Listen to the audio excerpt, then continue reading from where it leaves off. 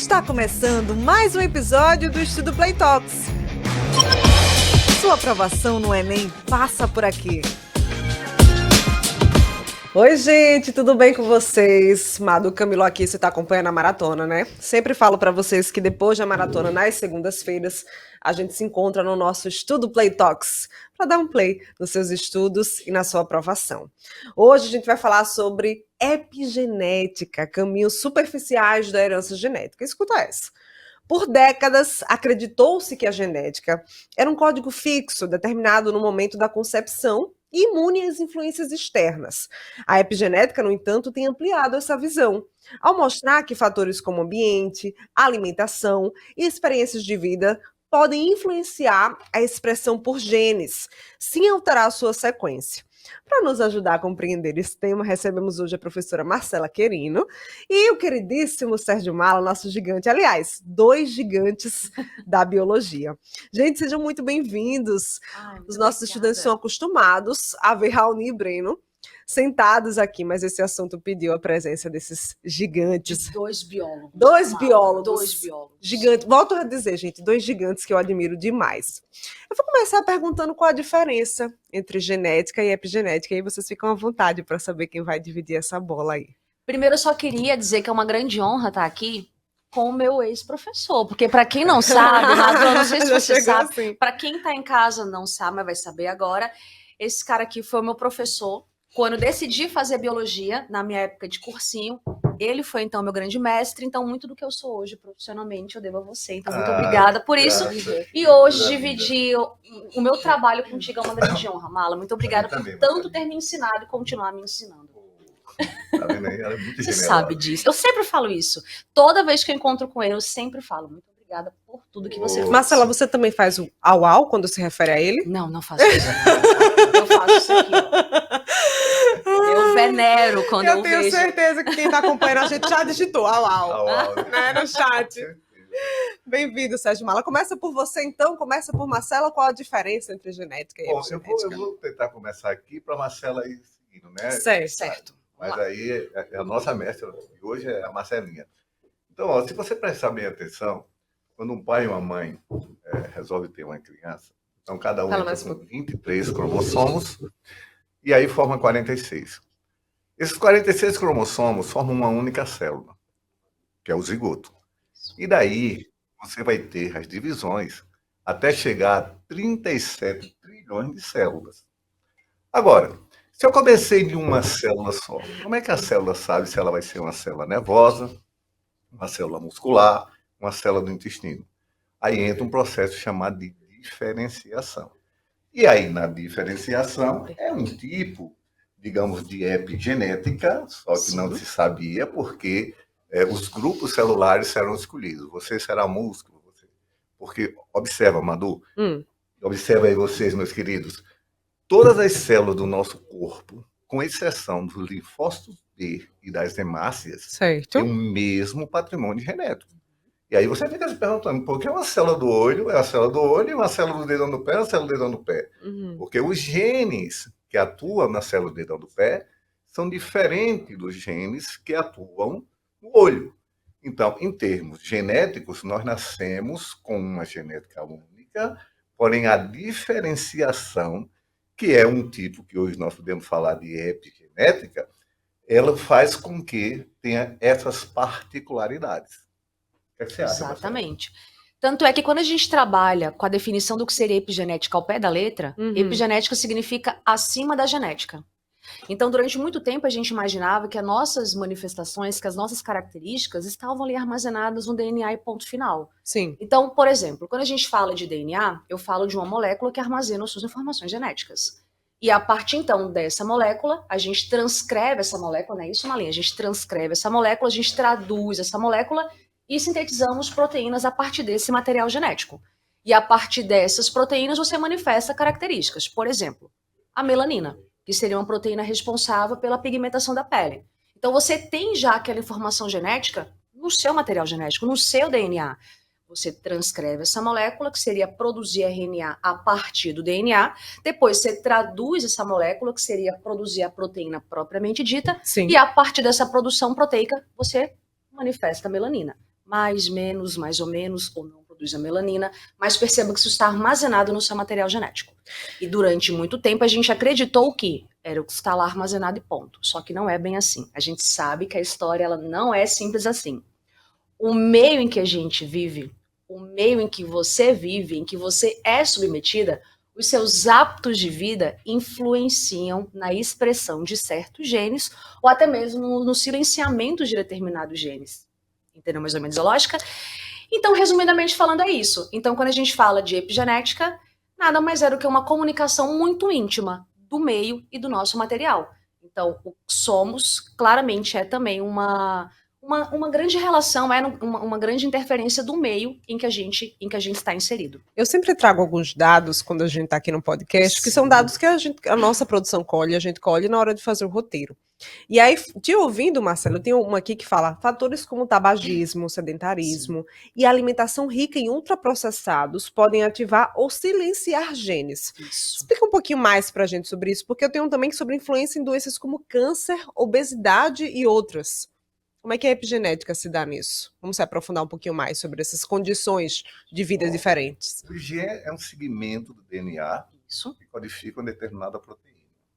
No nosso projeto Genoma, nós descobrimos que nós tínhamos 3 bilhões e 200 milhões de pares de base, porém, só 2% disso aqui codifica informações. Então, 98% era o que nós chamávamos de lixo, hoje nós chamamos de VNTRS, Variable Number Tandem Repetition, Uhum. ou seja, as sequências que se repetem. Ele é bilíngue. Que ele pode acentuar a expressão de um gene, ou como a Marcela falou, silenciar. Há vários mecanismos de metilação, das histonas, porque seria mais ou menos assim. O gene está numa determinada posição. Há aproximadamente 70 pares de base, existem os acentuadores. E quando o estímulo ambiental pede que você acentue a expressão da transcrição que a Marcela falou e a tradução para gerar aquela proteína, ele dobra as histonas, solta aquele filamento, para que acentue o sítio promotor, fazendo com que o sítio promotor promova a expressão desses genes. Então, se você utiliza alguma coisa, e, por exemplo, o tabagismo, o sedentarismo, ele vai inibir, por exemplo, a produção de determinadas proteínas ou determinadas funções corporais, porque tudo isso são mediadas por proteínas como produto final, não são por genes. E é interessante que você lembre que o gene, o cistron, ele é formado por intron e exons. Os introns são segmentos não codificantes que protegem os exons. Os exons são as expressions, são as expressões. Né? É uma aula de biologia, uma aula de inglês. Com ele, tá vendo? Para justamente você, depois de transcrever, porque desde muito cedo a gente pensava, quem falou isso foi Crick, Francis Crick, um dos caras que descobriu o DNA. E DNA, até hoje chama o dogma central da biologia. DNA, RNA, proteína. DNA, RNA, proteína diretamente só ocorre em procariontes. Todo eucarionte, ele tem que fazer o splicing, mais uma vez. O splicing alternativo, fazendo com que o mesmo gene possa codificar inúmeras formas de proteína. E isso, hoje a gente sabe que, de alguma certa forma, está ligado ao ambiente que influencia como esse gene vai ser transcrito, vai ser editado para que ele possa gerar proteína. Então, determinados hábitos realmente têm uma influência, e isso a gente não pode fazer com humanos, né? Verdade, não pode, desde, digamos, da medicina do Reich, lá do Hitler, nós não podemos mais através do código de ética, né, da bioética. Porém, nós fazemos com ratinhos, e temos, assim, sabe, coisas assim fantásticas de você observar nas gerações seguintes, e observa como se repete aquele padrão. Então, por exemplo, não estava na genética, como a senhora falou, pura, naquela que nós imaginávamos, está lá, vai ser aquele ponto final. Está condenado, pronto. Então, a gente nota que mudou. E por que mudou? Mudou porque houve uma influência sobre a genética epi, sobre sobre a genética, acima fazendo da genética. isso, fazendo com que houvesse outra manifestação. É nítido a gente pensar que nós somos muita coisa, né? Além da biologia, por isso que a gente coloca a EP acima, a gente é Sim, o social, o meio que a gente vive, o que a gente escolhe. Inclusive, um outro dado que eu tinha aqui, que eu fiquei pensando para falar com vocês, foi sobre gêmeos que nascem com a mesma percepção genética, aí vocês vão poder me corrigir se eu estiver errada. E Gêmeos aí, idênticos. isso. Mas eles podem ter vidas completamente diferentes, dado o meio que eles estão inseridos, não é isso? Inclusive, gêmeos idênticos, como o próprio nome já sugere, são idênticos. Idênticos, Uhum. inclusive, na sua composição molecular. Eles têm Perfeito. o mesmo patrimônio genético. Mas por que gêmeos idênticos podem ser não tão idênticos assim? Porque mesmo no corpo materno, habitando o mesmo espaço, eles podem estar submetidos a condições diferentes. Então, isso pode influenciar na ativação de certos genes ou na inativação de determinados genes. E depois, obviamente, eles podem estar também inseridos em ambientes diferentes. Por exemplo, um gêmeo decide fazer engenharia civil, outro determinado, não sei, música, vai. Vai para arte. Então, eles estão em áreas diferentes. Uhum. Então, isso pode sim promover estímulos diferentes naquele par de gêmeos idênticos. Aí isso pode promover diferenças desde comportamentais até morfológicas mesmo, ou também relacionados ao envelhecimento. Um pode envelhecer mais, outro menos. Um fuma, o outro não. Um ingere o álcool, o outro não. Um tem prática de atividade física, um outro não. Então, tudo isso são fatores que vão influenciando na ativação ou na inativação de genes. Gente, como é que a epigenética, então, nesse caso, muda a nossa concepção sobre hereditariedade? Tem um peso? Hoje nós já sabemos que algumas marcações elas podem ser, sim, transmitidas. Inclusive, no exemplo que o Mala trouxe dos camundongos, tem um exemplo que eu acho super interessante, que foram camundongos, um conjunto de camundongos, uma população de camundongos, ela foi submetida a choques. E acompanhados a esse choque, foi também, esses ratinhos foram introduzidos, foi nele introduzido naquele experimento, um cheirinho de flor de cerejeira. Então, choques e simultaneamente o cheirinho da flor de cerejeira. Então, eles aprenderam a condicionar. Estamos sendo submetidos aos choques e estou sentindo esse cheirinho. Então, sempre que ele sentia aquele cheiro de flor, eles ficavam estressados, enfim. Depois, os camundongos procriaram.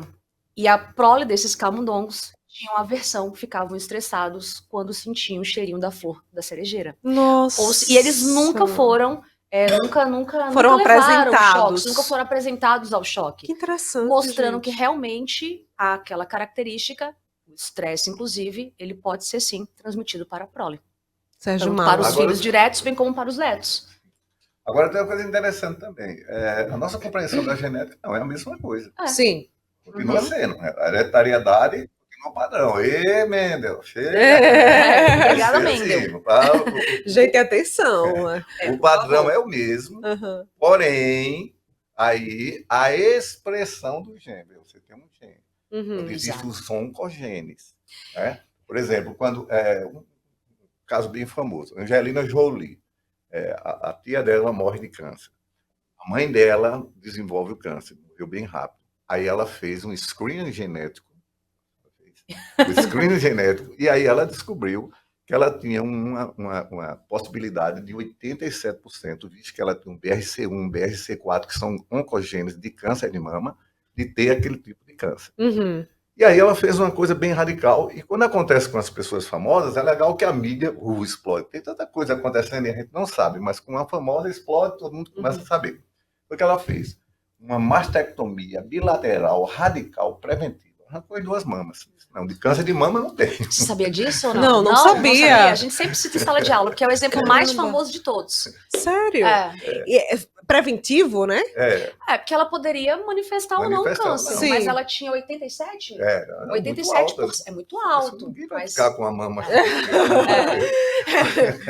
Não 87 sabendo disso, melhor não. Bem, tinha a chance de não se manifestar. Tinha. Pequena, mas tinha. Um dos diretores, o presidente da Google, ele descobriu que ele tem um percentual bem elevado de ter Alzheimer. Visto que tem uma herança familiar, tal, aí ele tem os marcadores do que a gente faz, digamos, esse estudo, e diz assim, olha, está presente os genes condicionantes, a gente chama de exoma isso, né? E está os condicionantes disso aqui.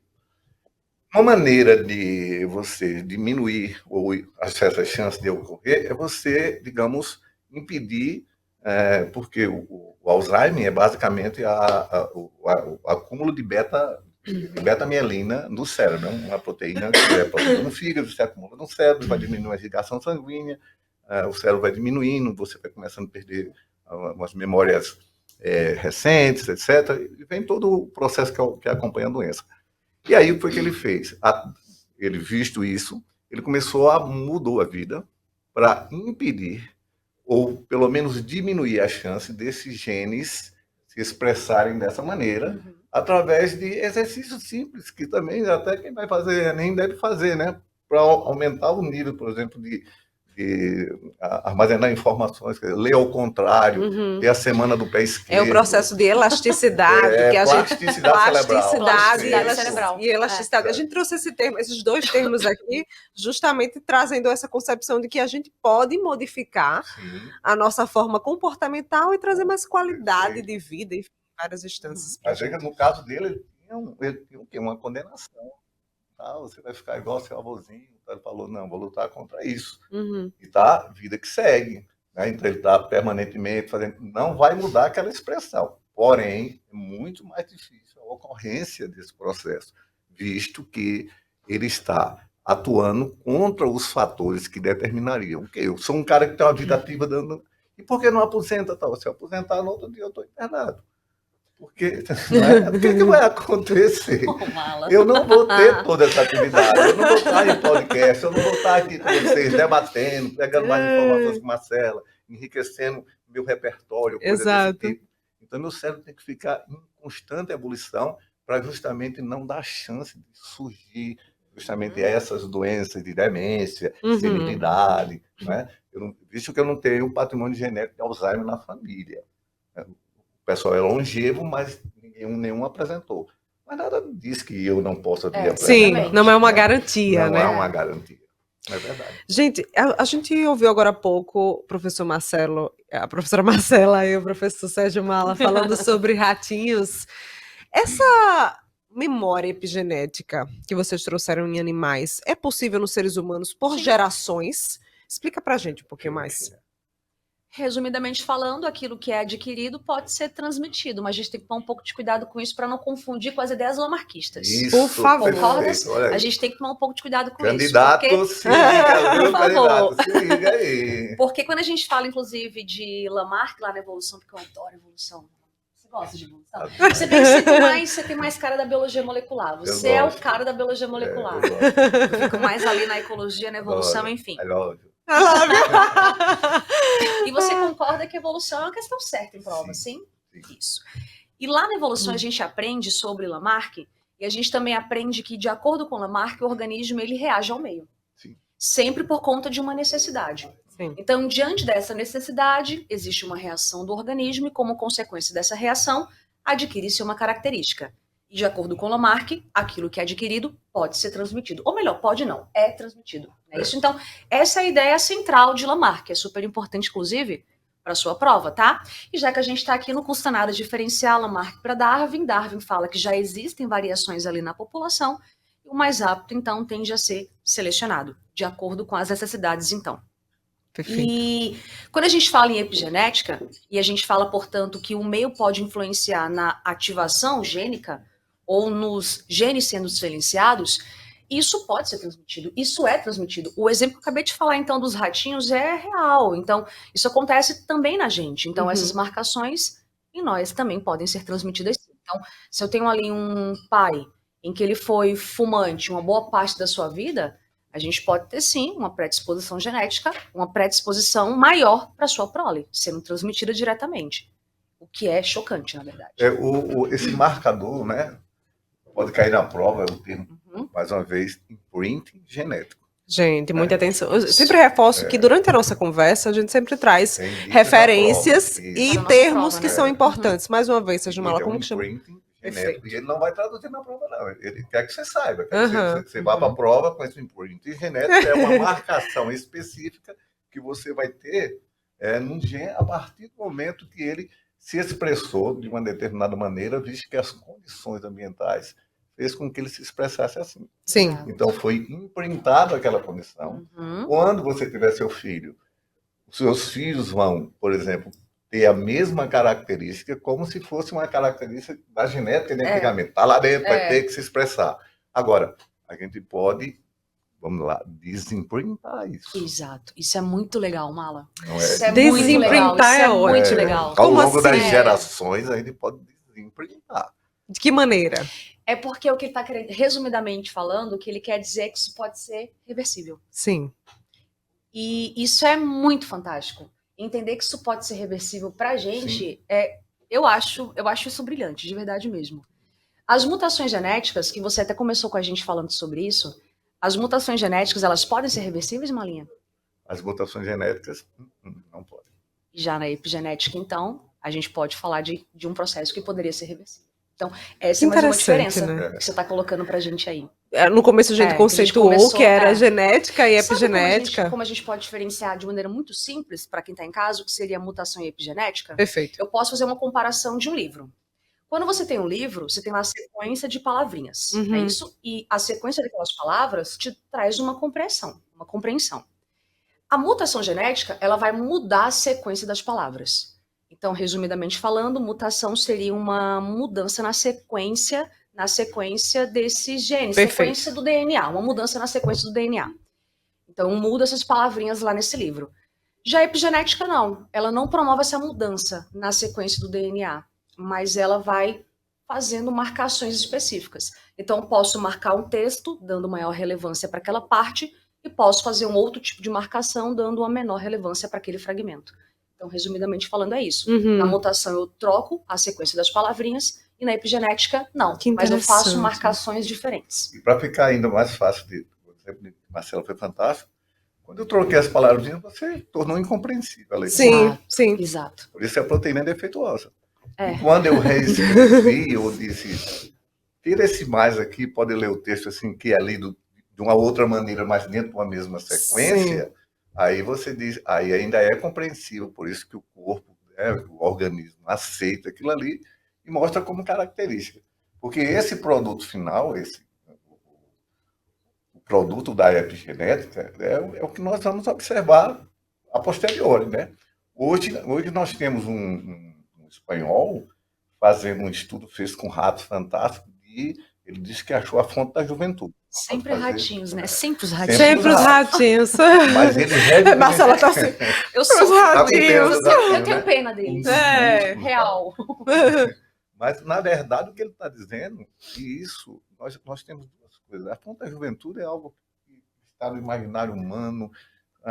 Tem um milionário gastando 12 bilhões de fato, dólares. A gente escuta cada coisa mirabolante sobre isso, né? O que é mais interessante, aí entra a minha contribuição filosófica para todos vocês, que a coisa mais interessante desse processo é estarmos aqui, é tentarmos, de alguma maneira, fazer com que a nossa vida tenha importância, não só para nós, mas para todos aqueles que nos rodeiam, como você que está assistindo. Perfeito, Mala, perfeito. E isso aí é o que faz a gente cumprir uma missão.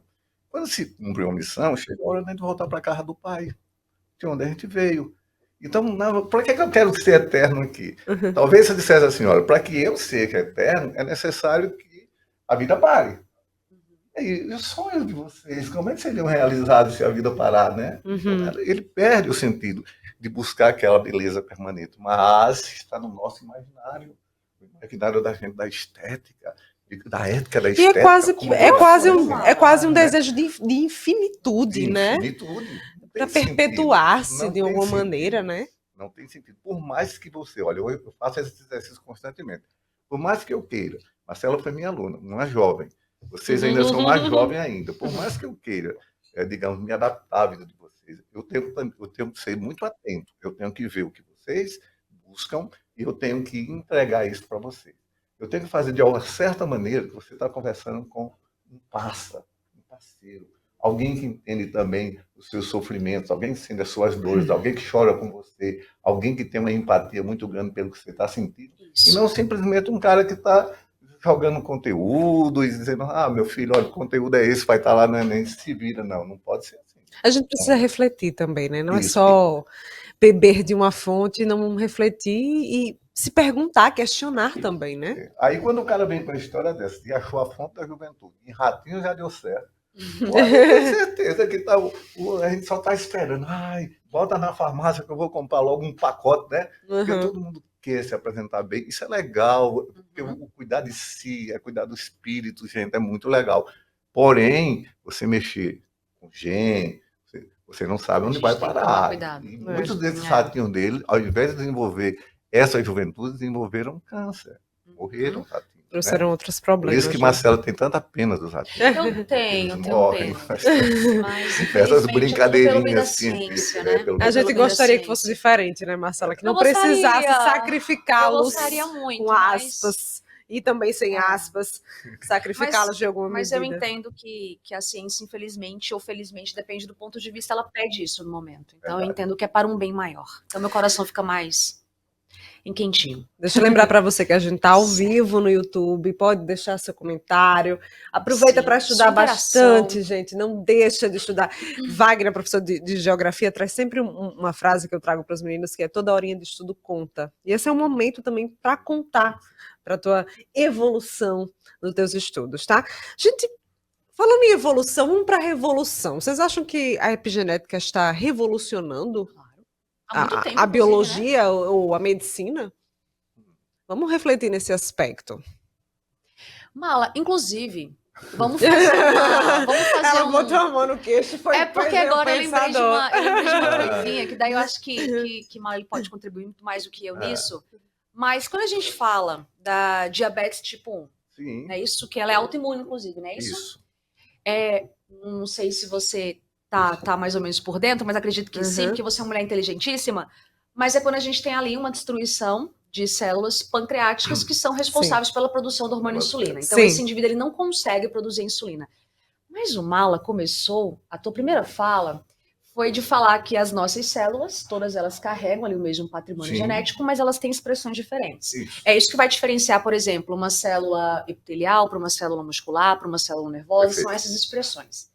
Mas será que é possível eu ativar genes que produzem insulina em outras células? Porque lá na porção pancreática, a gente teve uma destruição dessa camada celular. Concorda? Então a gente não tem a Lota dos produção. lângeras, nas células Mais uma beta. vez ele trazendo, né, Uhum. que ele sabe. Mas só assim, a trazendo gente todas teve- as a gente teve informações. essa destruição lá. Então, em tese, lá naquela região não há mais a produção da insulina. E outras células? Eu consigo, será, ativar esses genes para essa produção de insulina? Alguém pensou primeiro que você. Já Na fazem teoria, sim, né? já fazem isso, é tecido hepático, né? Exato. Essas células produtoras de insulina, como ele falou. As células beta, tem células alfa, beta e delta, né? Isso. As alfas, glucagon, a beta, insulina. E aí, uma doença autoimune é aquela doença onde o corpo briga com o próprio corpo. Não deveria brigar, mas briga, Mas né? briga, Sim. infelizmente. E hoje, infelizmente também, Uhum. essa diabetes tipo 1, que é a juvenil, ela aparece entre 9 e 11 anos de idade. Hoje está É. aparecendo depois da Covid. Isso. Foi um choque muito grande, né, no nosso organismo. Sim. Está aparecendo em jovens de 17 anos. Não é padrão, não está nos livros de medicina que isso ocorre. Se você passou dessa idade, não vai mal ocorrer. Você vai desenvolver diabetes tipo 2, mas por outros motivos, né? Uhum. Isso. Sedentarismo, alcoolismo, etc. Sim. Porém, está acontecendo. E aí, o que é que acontece?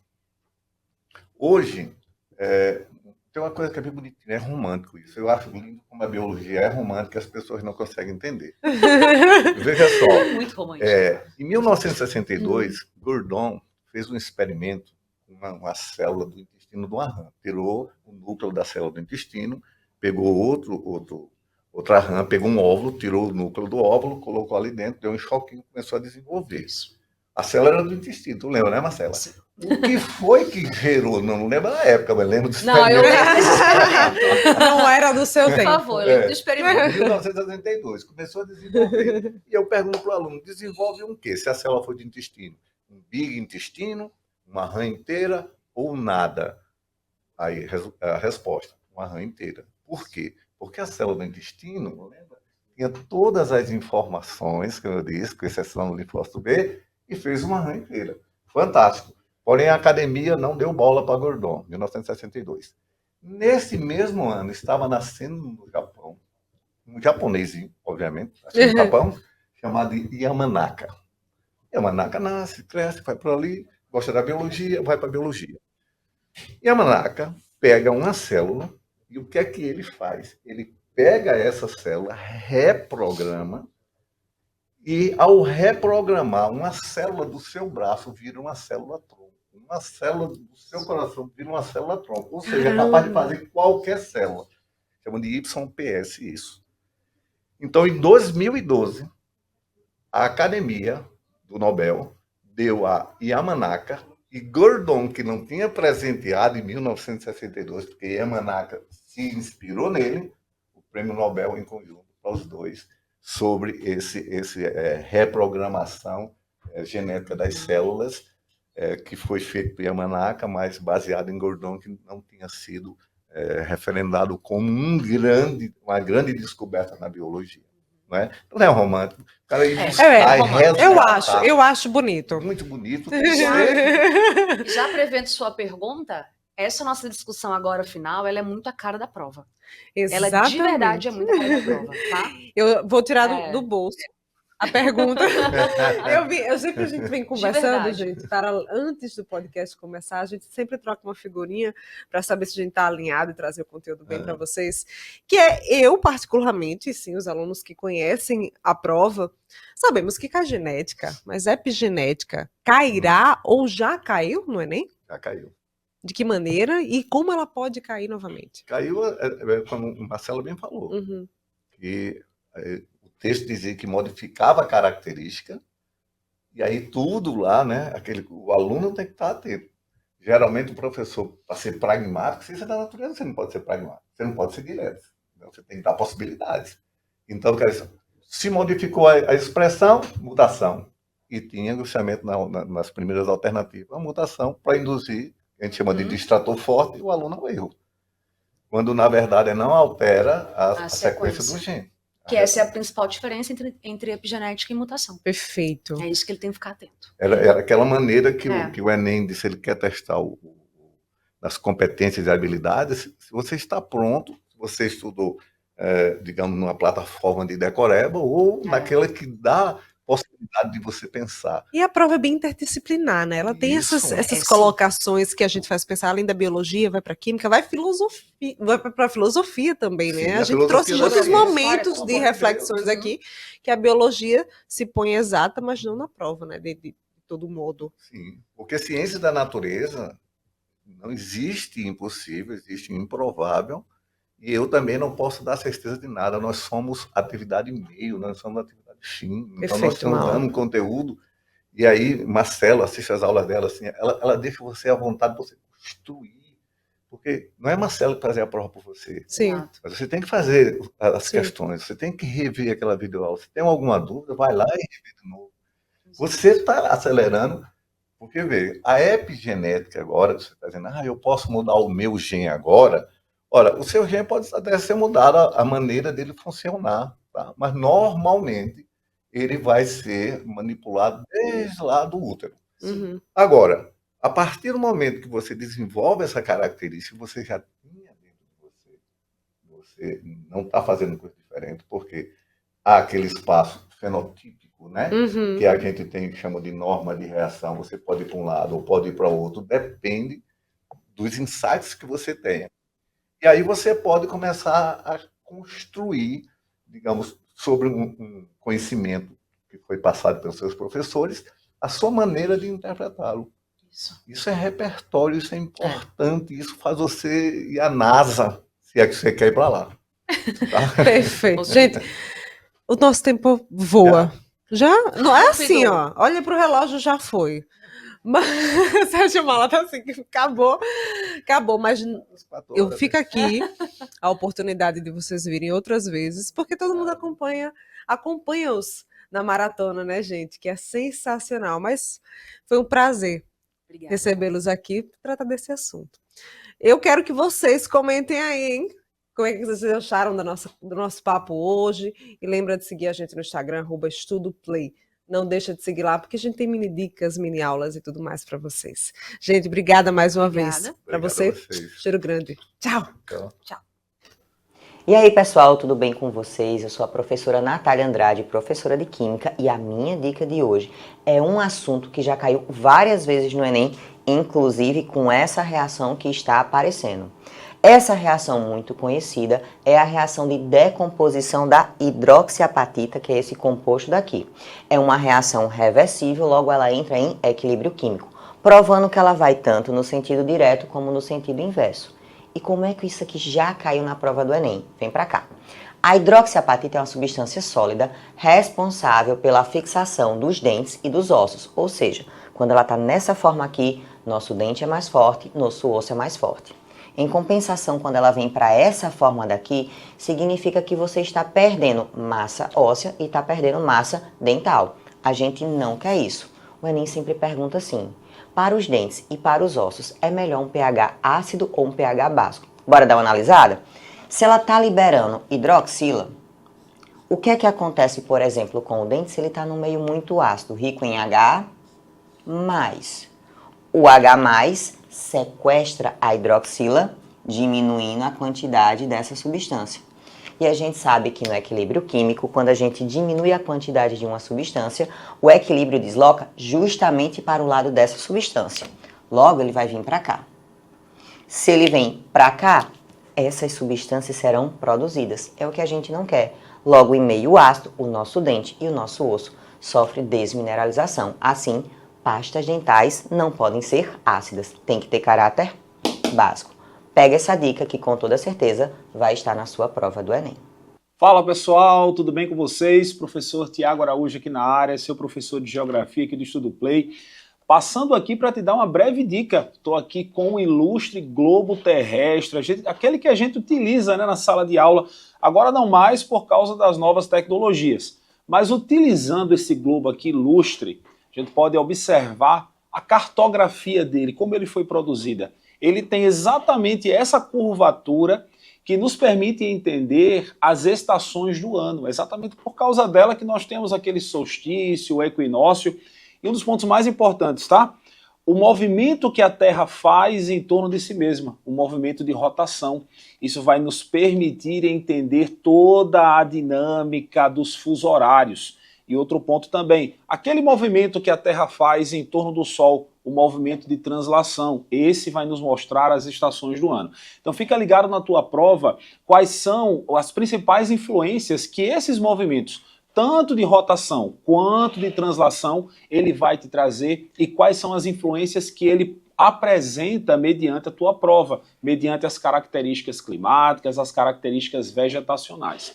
Então, ó, falando também de cartografia, fica ligado, tá? O formato geóide, a forma cônica, cilíndrica, que envolve todo o território, isso pode cair muito na tua prova. Então, ó, um forte abraço, até o nosso próximo encontro. Valeu, pessoal! E aí, pessoal, tudo bem com vocês? Hoje eu vou fazer uma aposta temática bem importante para a sua prova do Enem.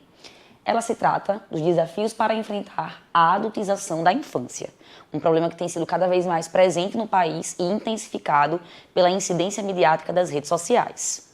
Se você vai discutir sobre um tema como esse, é muito importante que você leve em consideração a sensibilidade, a inocência inerentes à infância, inerentes, comuns às crianças. Diante disso, como primeiro repertório sociocultural, eu sugiro a pintura Laninha, a Menina, de Frida Kahlo, uma obra na qual ela traz exatamente essa reprodução dos traços infantis, sensíveis e puros das crianças. Exatamente os elementos que são corrompidos por essa adultização tão violentadora dessas existências. A segunda informação que eu sugiro é a informação antropológica de Edgar Morin, e é a teoria da complexidade. A teoria da complexidade nos diz que precisamos interpretar, tratar, cuidar, educandos e crianças, adolescentes, levando em consideração todas as dimensões que os formam, emocional, cognitiva, social, e é exatamente o que não acontece diante de temáticas como essas, que objetificam os infantes, que os tratam como mercadorias, já te dando aqui inspiração para sua análise crítica. A terceira informação importantíssima é o Estatuto da Criança e do Adolescente, pois o ECA é exatamente o documento que, a nível nacional, protege, defende as crianças de problemáticas tão severas como essa que estamos tratando agora.